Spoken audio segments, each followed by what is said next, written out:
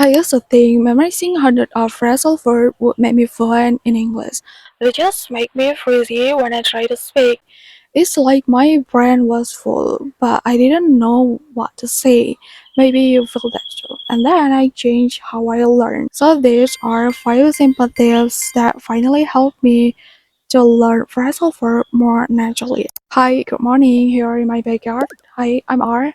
I'm a self-taught English learner, so I just want to share real experiences, small tips, and quiet progress. If you like that style, no pressure, feel free to stay, and yes, let's get into it. I remember when I first learned phrasal verb, I tried to memorize them from long lists. Wake up, get up, head up, look after, take off like that. But every time I tried to speak, I just froze, because I didn't know which one to use. And honestly, they all sounded the same.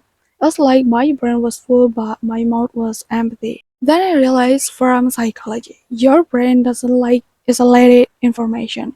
It remembers better when things are connected in real life. So I stopped studying phrasal verb like vocabulary and I started learning them like moments of my day, moments of my emotion, moments of my routines, and that's when things finally clicked. So my first step is learning phrasal verb by context group. In the past, I memorized phrasal verb like random broken pieces. Real memory doesn't work like that. Psychology says your brain stores information in categories and situations. So I divided my learning into simple life group. Daily routine, shopping, clothing and dressing, feeling and emotions, studying and focus, communication, work and business, charisma and natural tone. And suddenly the confusion disappeared. Because when I learned wake up, head up, get up, all of them live in the same story. Yes, my morning routine. Just like your screenshot, those tables change my whole learning. For example, head out, leave the house. I headed out around 8. Run out of. Have no more. We ran out of egg, milk, garlic, pick up. Collect or buy. I'll pick some up later. And learning inside topic made everything stick naturally. It wasn't studying anymore, it felt like living in English. Okay, my next tip is collect 3 versions for each phrasal verb. This is one of my favorite tricks. For each phrasal verb, I learned 3 versions: beginner, natural, and native. For example, head out. Beginner, I left the house. Natural, I headed out around 8. Native, I headed out at like 8ish.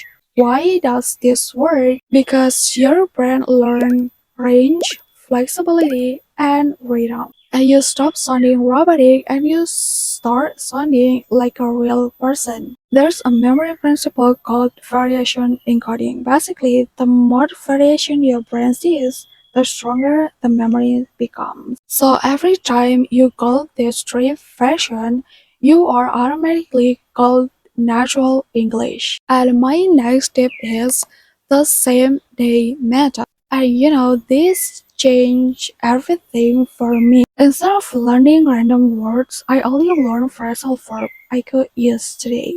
Not tomorrow, not next month, not in case I need them. Just today. For example, if I wake up late, sleep in. If I was tired, run down. If I studied too long, burn out. If the weather was hot, warm up. When your real life gives meaning, you doesn't forget. And you remember longer. And yes, they stick longer than you expected. This method is also backed by neuroscience. Emotion plus relevant equal long-term memory. Your brain remember things that matter right now. So every day I ask myself, what happened today that I can express in English? And that become my study plan. And my next tip is the fourth sentence drill. This is how I train myself to speak faster and automatically. For each phrasal verb, I word present, past, future, and a question. This trains your mouth, your memory, and your speaking speed. It creates something called a habit loop. Your brain recognizes the pattern and complete it automatically. When you do this today, you don't think about grammar anymore. It becomes natural. And the last tip is build simple mini dialogue. This is the real secret of native like fluency because dialogue gives you freedom, intonation, conversational flow, and emotional connection. For example, we ran out of milk. Oh, I can pick some up later. Short, simple, and beautiful, right?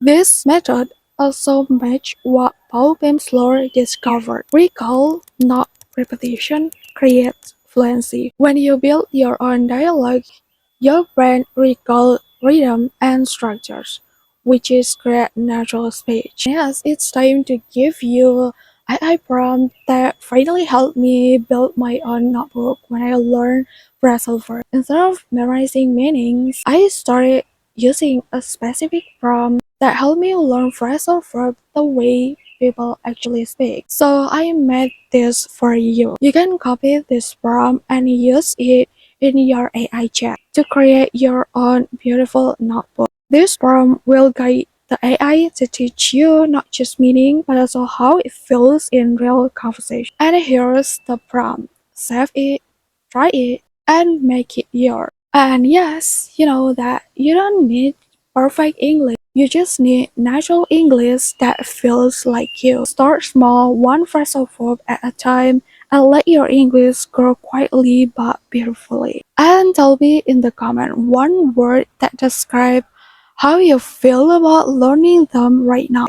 Confused, curious, or finally getting it? Tell me in the comment. I read every comment and I'm glad we're learning here together.